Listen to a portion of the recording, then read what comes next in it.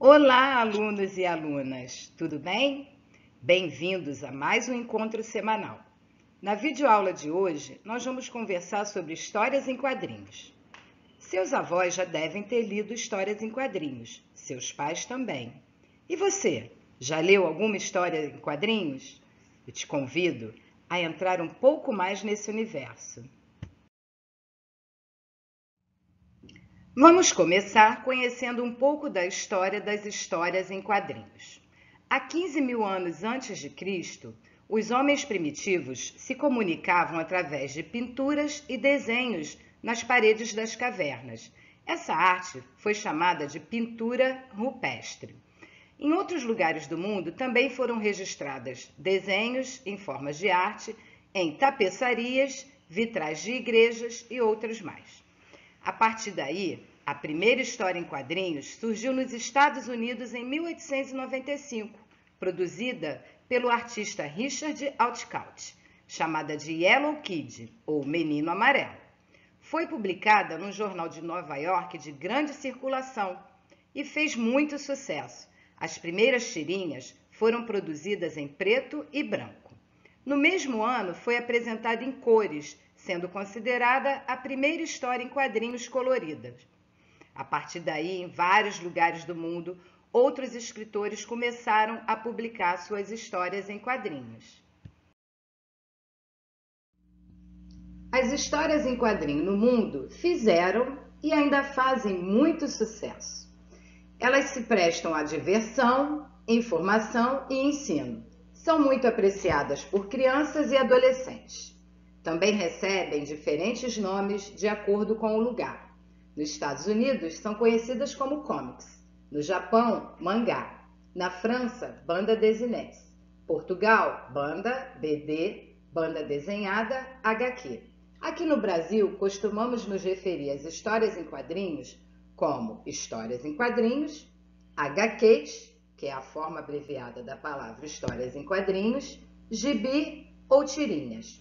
Vários temas são publicados em diferentes tipos de histórias em quadrinhos, mas um tema que faz muito sucesso entre a criançada no mundo inteiro é o tema dos super-heróis, não é mesmo? Você já deve ter lido alguma história sobre super-herói. O primeiro super-herói que surgiu em histórias em quadrinhos foi o Superman, e todos adoram o Superman, não é mesmo?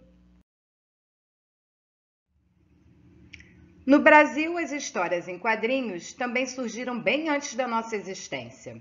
Ângelo Agostini foi considerado o pai dos quadrinhos no Brasil, quando lançou seu personagem Inhoquim e produzia histórias em quadrinhos para circular num jornal local em preto e branco.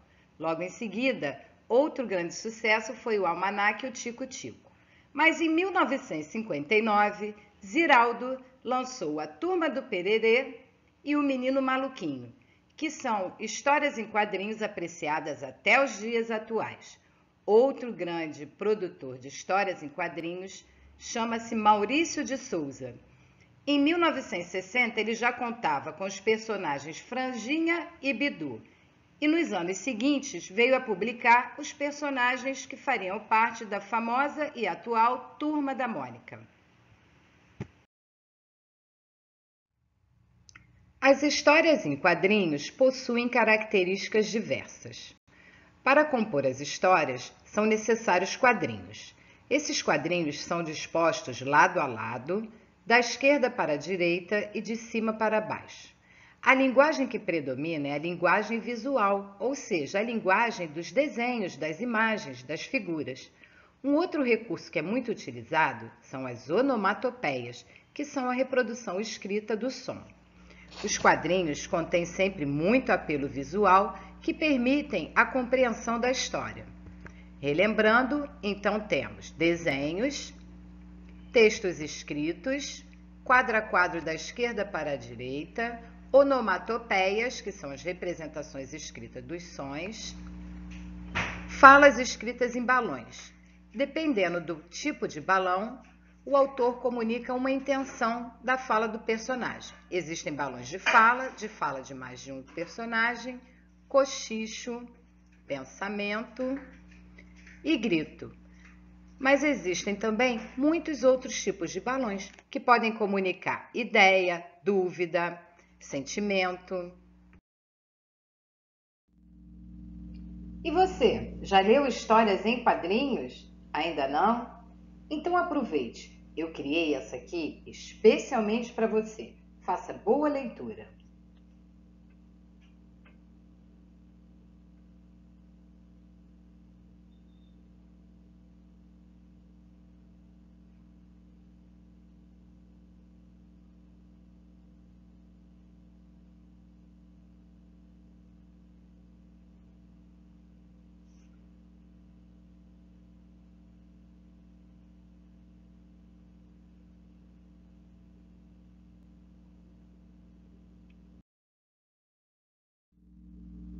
As histórias em quadrinhos devem fazer parte do cotidiano dos alunos.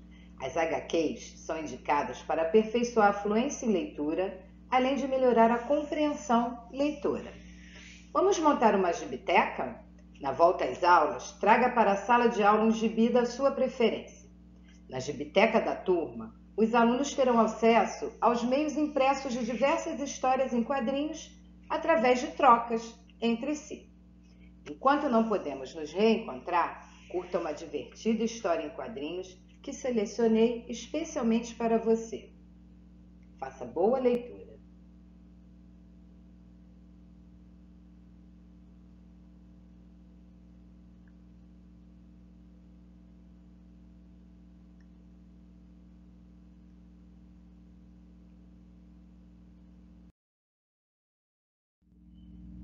Agora que você já conhece um pouco sobre as histórias em quadrinhos, torne-se um membro da nossa gibiteca da sala de aula e venha a ser um super fã de histórias em quadrinhos. Divirta-se e até a nossa próxima videoaula.